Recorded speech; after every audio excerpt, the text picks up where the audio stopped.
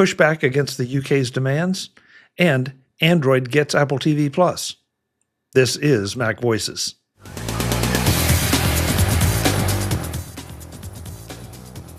Today's edition of MacVoices is supported by the MacVoices Dispatch, our weekly newsletter that keeps you up with everything MacVoices is doing.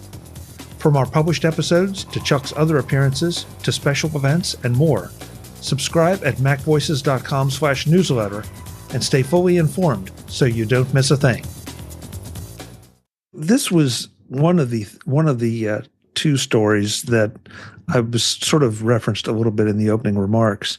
U.S. legislators urged new intelligence chief Gabbard to push back against UK iCloud encryption backdoor order. And that was a little bit earlier this week. And then today, there was an article on Apple Insider that says that the EU pushes forward with Apple antitrust investigation despite Trump's criticisms.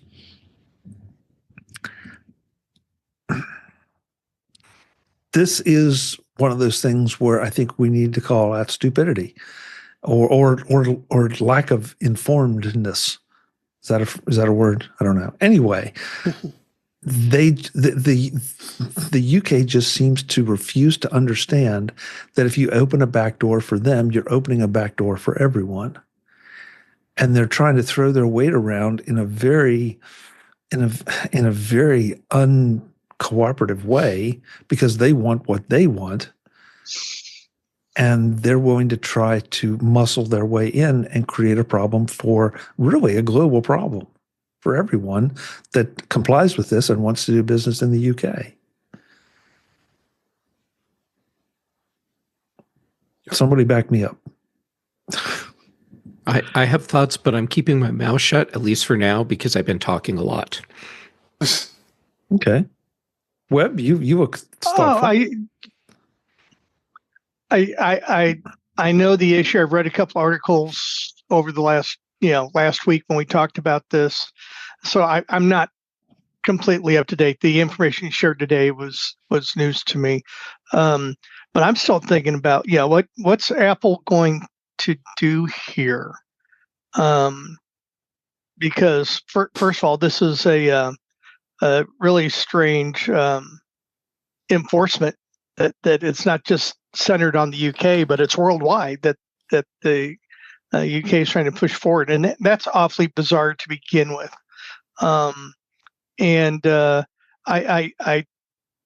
What's Apple going to do? Abandon the UK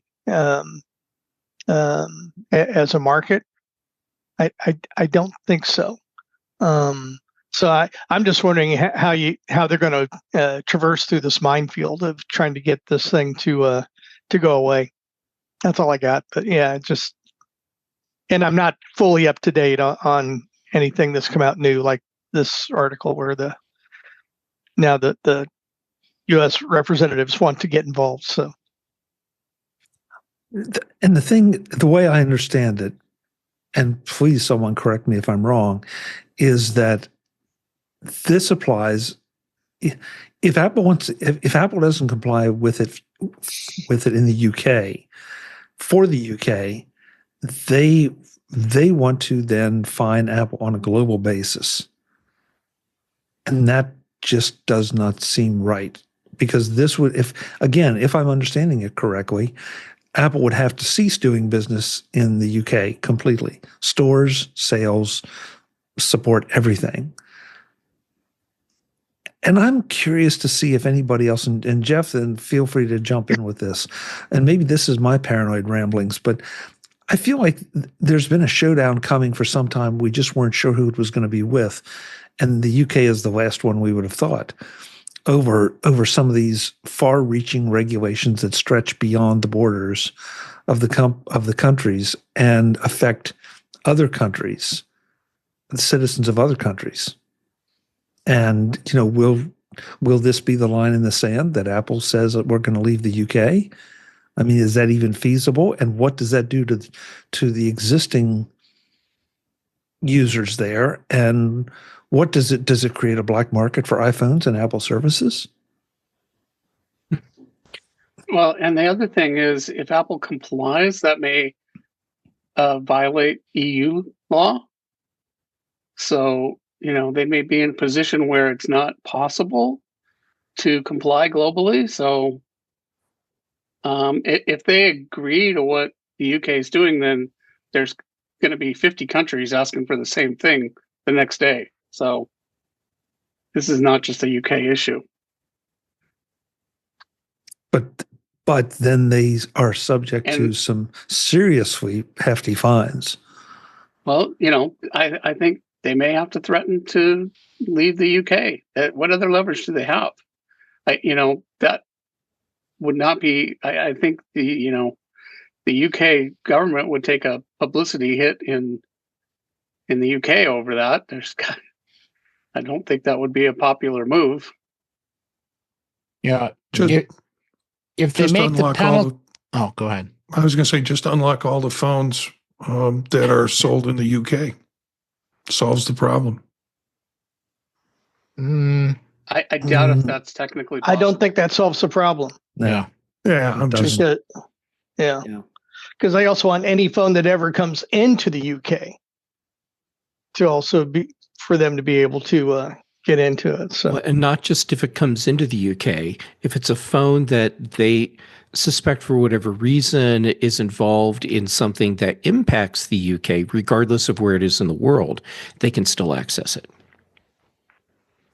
Which just blows my mind that they feel like listen, my apologies to our UK friends, because I don't blame you, I blame your government, but that you are that important that the world revolves around you.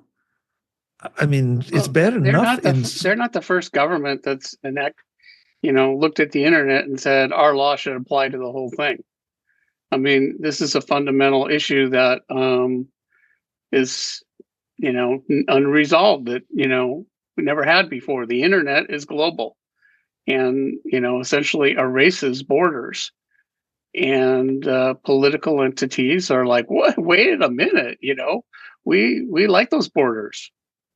So kind of unclear how this is going to be resolved on a zillion issues. Jim, I guess, and I agree with you, and you're right. It's not the first time. It's not going to be the last. But the security implications for its own citizens, as well as the citizens of pretty much every other country in the world, is the disturbing part.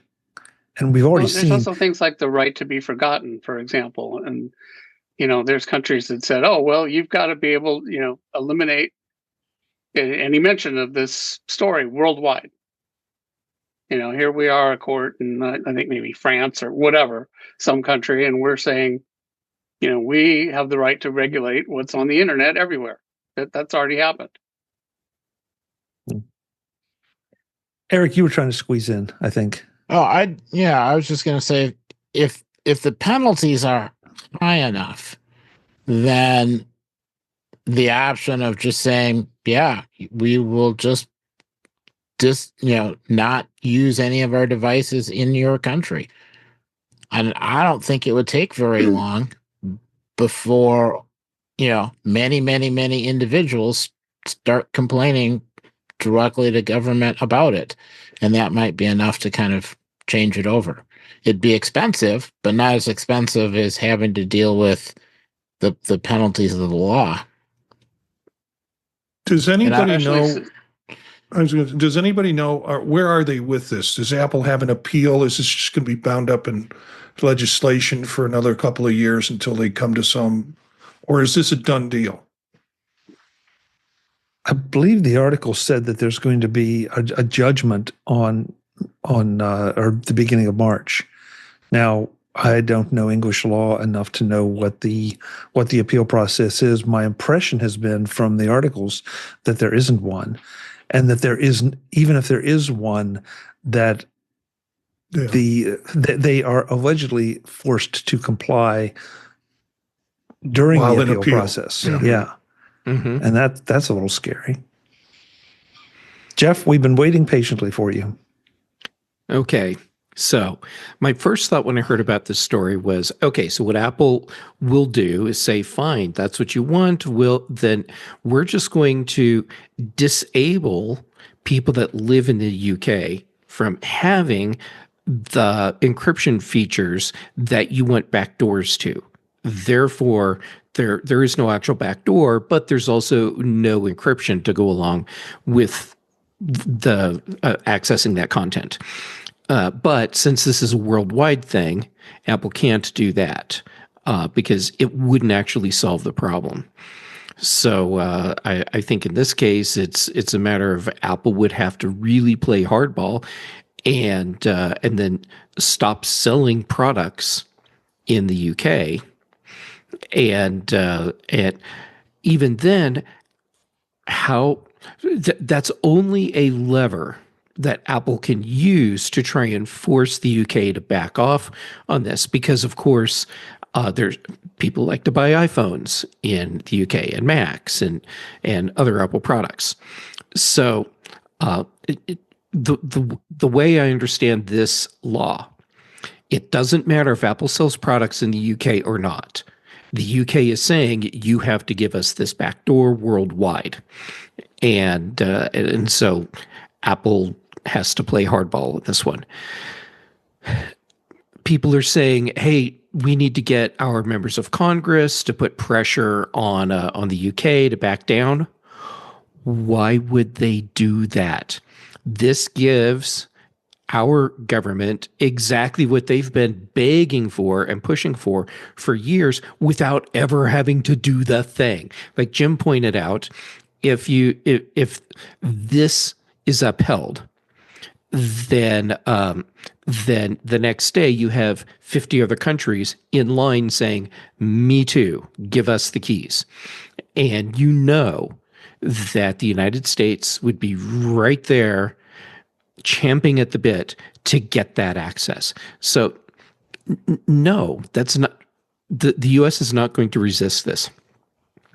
So this is one where right now I feel like Apple is kind of on their own to try and pressure the UK government. And this is also a thing where it's not done publicly. So it's not like we can follow along in real time to see what's happening.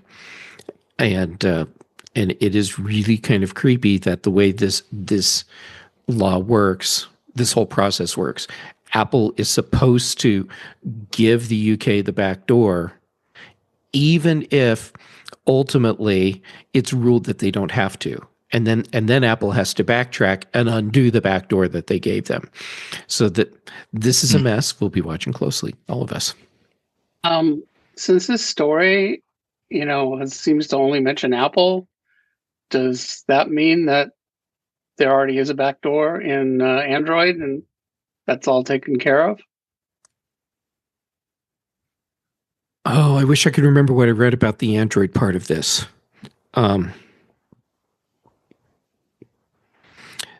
don't think there's a backdoor in Android, but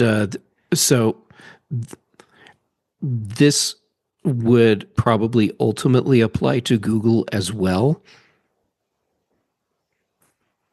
And for all we know, We're not hearing anything about Google opposing it or Google being affected, or Google can't talk about it. Yeah, you haven't heard Apple say anything either. Yeah, Apple is bound by law to not say anything. That's the thing. Nobody can say anything. This is all coming from other sources that are leaking information. Those sources are only mentioning Apple, as far as I know. As far as I know, not paying close enough attention. If you look at the very first grayed sort of semi-gray piece in the article, it's push forth with antitrust investigations into companies like Apple, Meta, and X, hoping to reach a conclusion by March. So I don't know. I mean, and Jeff, you make a really interesting point. So, is Apple's best play, although it really hurts its competitive advantage, is Apple's best play to just say, okay, here it is. You've all been wanting it. No, it is. I don't think that's in Apple's best interest. at all.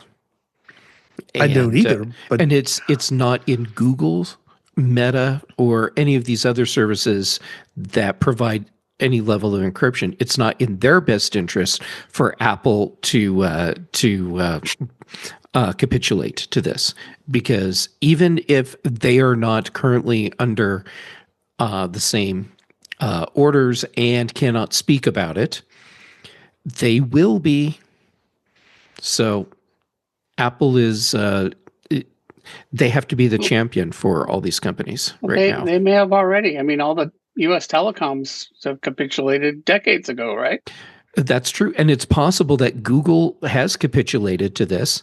And if they have, they can't tell us. I mean, we've never heard anything about the FBI threatening Google about, I'm assuming they can probably break into Google phones any dang time they want. They're only complaining about Apple because Apple actually has no backdoor. Oh, thank you for making me feel even better about not using an Android phone. Yeah. Well, and Celebrite was the one that, I think I have that right. I thought they could march through Android phones like butter. But it was the Apple phones that were giving them a lot of trouble. And eventually they broke at least some of them, or cracked them, I should say, were able to get into them. But after a certain point, they have not succeeded in doing so. That was the last I remember seeing anything about Celebrite. Well, I guess that's sort of like saying, Celebrate's sort of like a burglar can break into your house, and you try and use good locks and put good windows, but the UK is saying, give us the key, right? It's not. They're not talking about break-ins. They're sure, security can be circumvented because technology is not perfect, but that's a different thing than saying the policy is you have to give us the key. Forget, it doesn't matter what security you have to give us the key. Well, and how many times have we seen the mishandling of confidential information? Every time. Exactly. Exactly. So, why these governments think that they are the one who is going to be able to keep it secret, and why they're the ones, I think we talked about this last time, just because the party or the party that's in power now might absolutely respect it and do its very best and might even succeed. But who's to say that the next party that comes to power won't? And once the horse is out of the barn, the horse is out of the barn. Yeah, it also changes the strategies that governments have to use for their own communication devices, because if a government agency is relying on the encryption on their smartphones, and the operating system has backdoors that other countries can take advantage of, that's a major security threat. So now, do governments have to start creating their own operating systems for their own communication devices, for their own smartphones?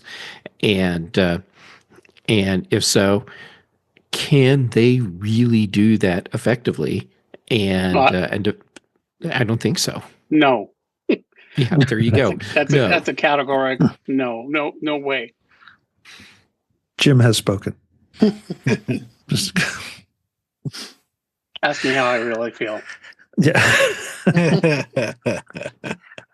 We're going to continue.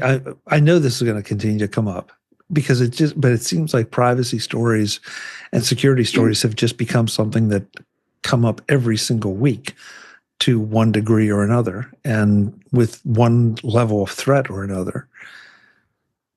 It feels like science fiction novels that I never read as a kid, that you just, you wouldn't have believed that some of this stuff could be happening.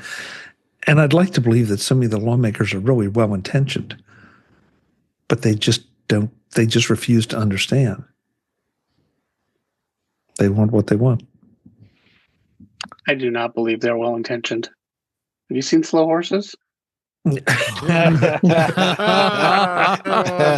No, Okay, good one, Jim. Good one. good one, Jim. Jim wins Good the one. mic drop for tonight. Yes, he does. Yes, he does. Well, let's move to something a little less distressing. Apple TV is finally available on Android. That's distressing. What? Well, is it distressing, Jim? I mean, I think this is. I'm just kidding. Yeah. Oh, I know. I know. I'm fine with it. I think this is a good idea, and in some ways, I'm sorry that it hasn't happened sooner, because this just makes the programming of the Apple platform that much more accessible. I don't know that I'll be watching anything on Apple TV on an Android device, but All right, I'll just jump right in. I'm sorry, Go for it. I'm talking so much tonight. That's all yeah, right. but we've Chuck. missed you for 2 weeks. You have to catch up, Jeff. Yeah. I do. But Chuck, feel free at any time to tell me just to stop, and I will. It's totally fine. Okay. I'm actually disappointed with this, but not for the reason you think. First, this should have happened years ago. Apple needed to follow the Netflix strategy of be on every device, and they were not doing that. They're getting better with that, and bringing the Apple TV app to Android for smartphones and tablets is really smart. This needed to happen years ago. Here's the disappointment. Well, part of the disappointment, because the first part was it should have been there already. This does not give you full access to all of the content that you have through Apple TV. This gives you access to the streaming subscription stuff, but if you have bought content, you cannot access it with this. And to me, that's a big limitation that should not be there. So, yeah, that's disappointing.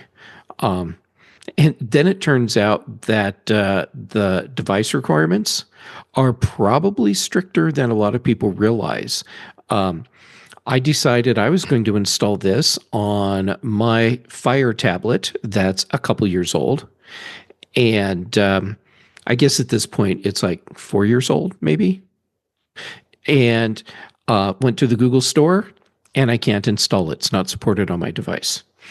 So that limitation I see as a big problem. There are going to be a lot of people that potentially could use Apple TV on their Android device, but won't be able to because they don't have control over the operating system on their device.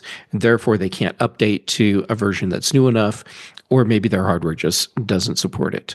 I know for a lot of people that's not an issue, but the average person going out and buying an Android tablet or an Android phone has no idea about what operating system version they're running, whether or not they have control over those updates, or if they're stuck with whatever the device manufacturer chooses to give to them. And they probably are getting a version of Android that's a few generations old anyhow, because that's what the device maker's been using. So this is far too limiting. Well, Jeff, I think isn't your second point just it's Android? I mean, I could have summed it all up by saying it's Android. Yeah, that's I mean, yeah. And the first point, I think, this isn't for you. This is so they can sell more streaming content. That's the point of it, allowing you to use your view your purchased stuff. Well, they already got your money for that. Too bad, so sad. They want people to sign up for streaming that don't have their hardware. So that's the point of it. And I would also argue, in fact, in general, why are they investing all this in Apple Plus when there's so much stuff that's investment needed in their platforms? Look at all the apps that are iPhone only and don't even run on an iPad, much less a Mac. So, what are you doing writing Android software? I do. Before I move on, I want to just highlight Jeff's comment that it's Android, and that sounds like we're a bunch of Apple zealots. Maybe we are, but that's not the point. No. Yeah. But the point is that, the many flavors of Android, we have one flavor of iOS. We have different versions, but we have one flavor. Android has all kind of different flavors, and they are not under the control necessarily of the user. And that's a big difference. It's not just that there's so many flavors. I mean, there's multiple flavors of iOS, but in general, devices can be upgraded. I mean, eventually old devices get dropped off, but there's no iOS device that you can buy that doesn't work for 5 or 6 versions of iOS at least. Whereas, Android devices often can never be updated at all. And, may ship with like the day you buy it, it's already obsolete and you can't update it. So that's when I say it's Android, yeah. Yeah. And but Jim, that's sort of the point. That's something that a lot of people don't understand about Android. They just think, well, it's another operating system, just like iOS. Dave. Well, from that point it is, but it's sold it's because of the way it's sold. Mm-hmm. Yeah. Apple Dave? controls the entire chain from. Yeah. I'll just kind of add on to this. The fact of the matter is Apple's trying to get as many eyeballs they can with any platform. I mean, they're on smart TVs, they're on Google TV, they're on Roku. I mean, they want eyeballs everywhere. So here's another reason to put it on to Android, whether it be a tablet or a phone. You've got but you've got things like it is going to allow you to stream if you're subscribing to MLS Season Pass, if you're a soccer fan, and be able to watch the Friday Night Baseball and MLB. I mean, before you had to go to tv.apple.com on an Android device to watch it over the web. So if there's people who want to be able to watch the content, I think Apple really just focused on the content that they are making, and it's pretty gosh darn good content that, with Severance and Silo and some of the other titles, and people who haven't seen Ted Lasso yet. I mean, it's going to bring that to the Android world. Green, I wish like on Jeff's point about I don't like the fact that you don't have access to any of your media, any of your iTunes downloads, any of your movies that you may have purchased. I have a bunch of movies I've purchased, and I wouldn't be able to watch them because the Android app doesn't allow it. So I did download it on the Pixel 8 Android on iHad, and I was already having problems trying to figure it out because obviously I'm used to Apple, but I guess I see their point of not offering everything, but I also think that they should have opened it up for everything. And it's not that hard. Like I said, it's a phone. It's an operating system. Why can't Apple figure that out? They've got engineers that could do this. I would assume it's a policy thing. They don't want you to switch to an Android phone. Yeah. And that would help enable yourself to switch away. True. It could happen. And that's okay. It is okay. If they want to go, they can go. Yeah, it's okay that Apple does it, and it's okay if you leave. It's okay if you exercise your right.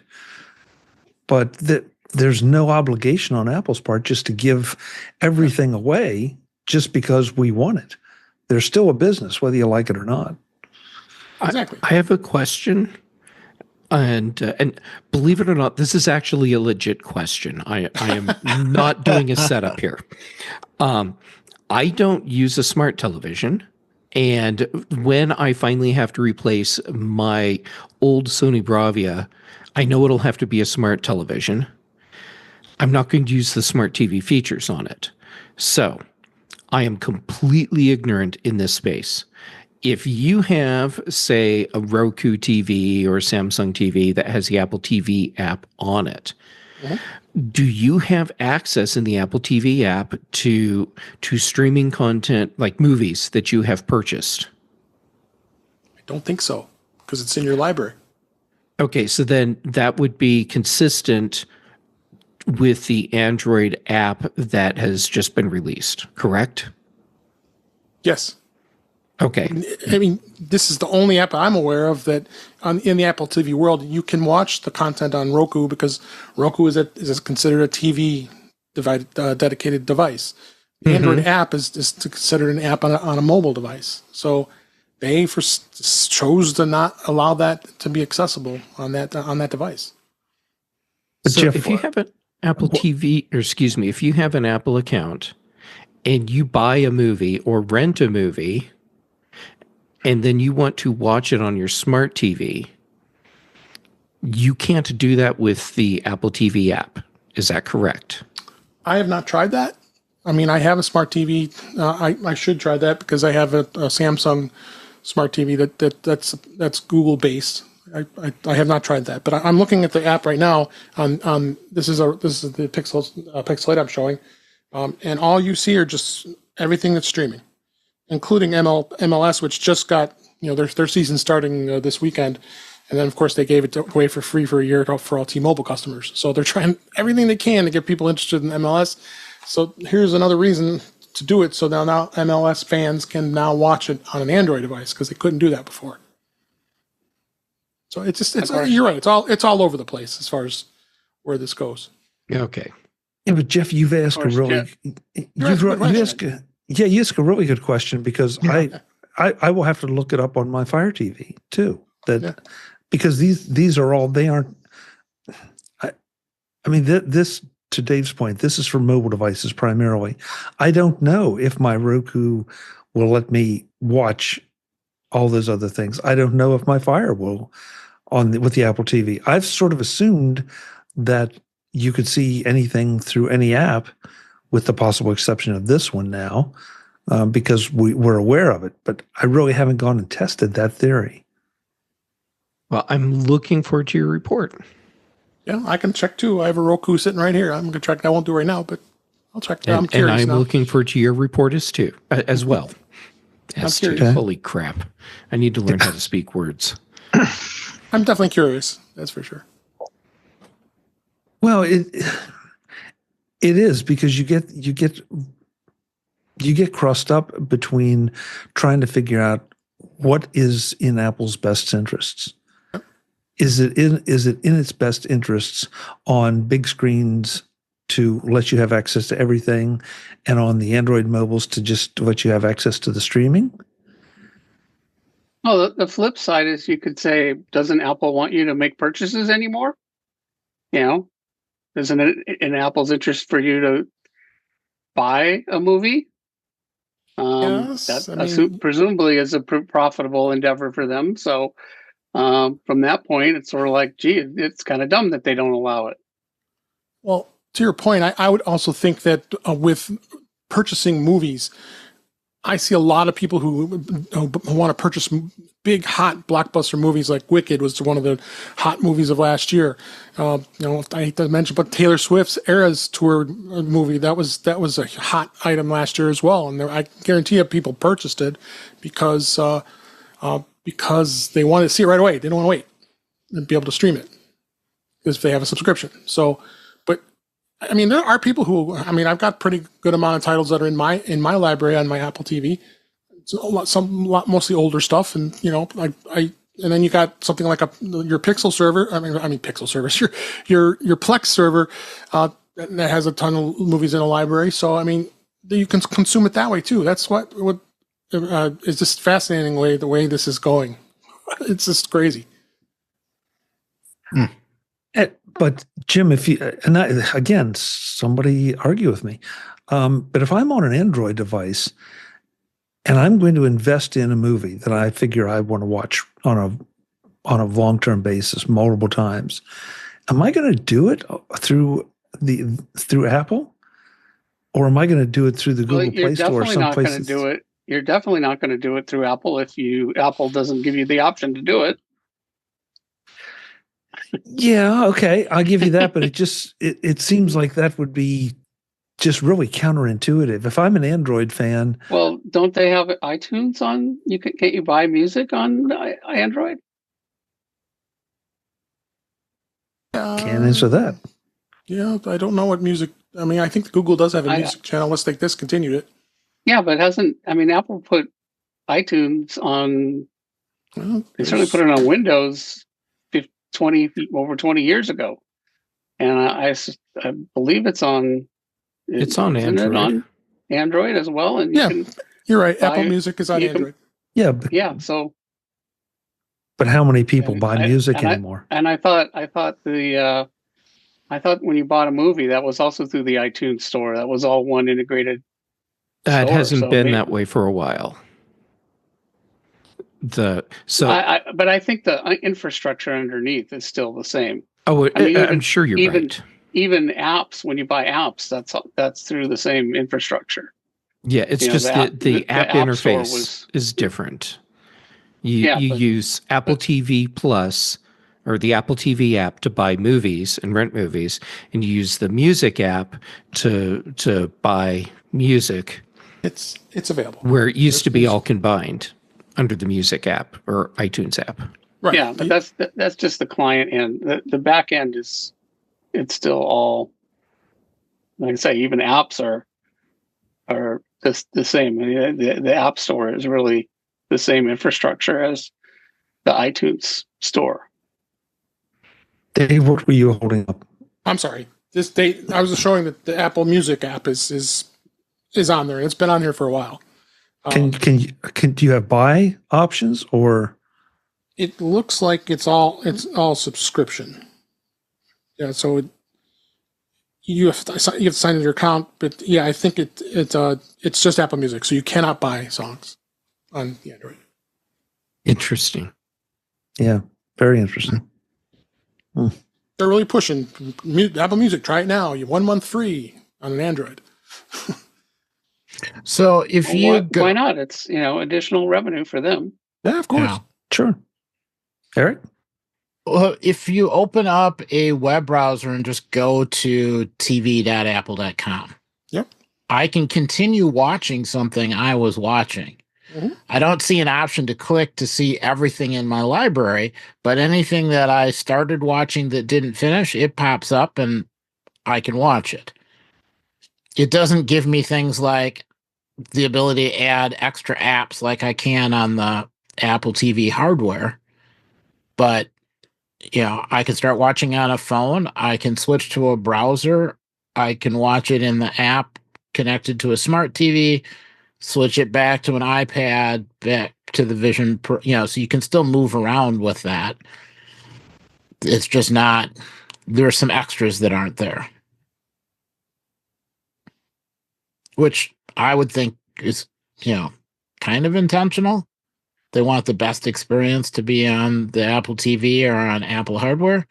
But, if you go someplace to, visit with a friend or something, being able to just use a web browser to go to tv.apple.com and watch, or on a smart TV, open it up and log in and finish watching the movie you picked out.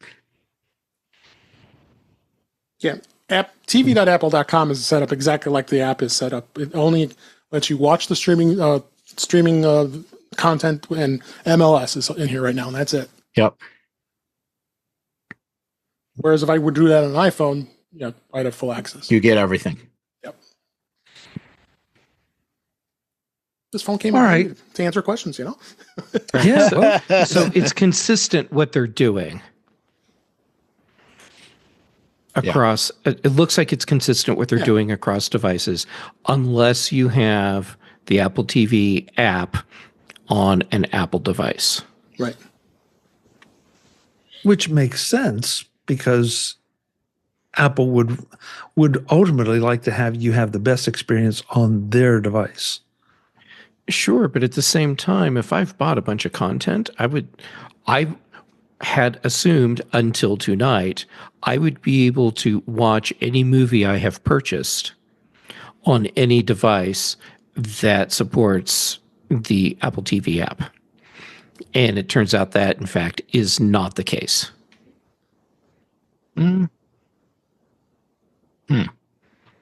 Well, I do like the idea that you can't. I mean, it's available for people to be exposed to the streaming stuff that Apple has, and they might be interested in that, and it's pretty good content. But to try and make it such a cross-platform piece, I'm okay with us having separate gardens. Yeah. And Jeff, if you almost need to restate, but right now the only thing we've confirmed is that you can't do it. You can't watch that content on your Apple TV. I'm sorry, on your Android device. We have not confirmed that you cannot watch it on the Roku app or the Apple TV app on Fire TV. I just confirmed it, and I put a link in our private chat. You did? Roku. Come on, Roku. stay up with the conversation, Chuck. So I can only see streaming. I cannot see content I've purchased. Is that correct, Dave? No, you can see both, because it says I can see both here. It says you can find new programs to stream, buy, or rent. Okay, so there you go, Jeff. So you can see it on Roku, which is something I've sort of assumed, but I'd never tested it out. I'm going to assume it's the same thing on Fire, which I haven't tested out. But Dave has tested the Android app on mobile, and you can't watch it there. Right. And I logged into my account in a web browser, and I have access only to Apple streaming content. I do not have access to anything that I have previously purchased. Also, when I do a search for something, like to rent a movie, it fails. I mean, it doesn't like crash, but it doesn't give me anything useful. It shows me stuff that might be similar that's available through Apple streaming. So Apple's own content. Yep. I confirmed that with the Fire TV. Yeah. You cannot purchase or watch purchase content. I wonder if does that have anything to do with licensing? Could be that. Probably. You know, competition with Amazon Prime? I don't know. And Prime Video? Yeah, and the Google Play Store. In the Google Play Store, right? So maybe they're the ones that are enforcing that as opposed to Apple. We're giving Apple credit or blame here. Maybe they're not the ones. Yeah, where Roku they don't care. Roku is just a competing consumption device like an Apple TV is. Maybe it comes down to these other platforms want a cut of Apple's sales, just like Apple wants a cut of theirs. So Apple's doing exactly what we have complained about other companies doing on Apple's platform. Yep. There you go. Okay, that was a lot longer discussion than I ever anticipated, but that was good. That was good. Hopefully we've shed a little light on it. Whoops, I've got the wrong article because I was cutting and pasting Dave's. Oh shoot, yeah. I want to throw Dave's article into the Roku article into the chat before we move on. Yeah, it's actually a support article. Yeah, so visit MacVoices.com for show notes and to connect with Chuck on social media. Get involved in our Facebook group or like our Facebook page, and get more out of your Apple tech with MacVoices Magazine, free on Flipboard and on the web. And if you find value in it all, consider supporting us through either our Patreon campaign at patreon.com/MacVoices or by making a one-time donation via the PayPal link on our front page and in the show notes of each episode. You will join these fine people who help bring you Mac Voices.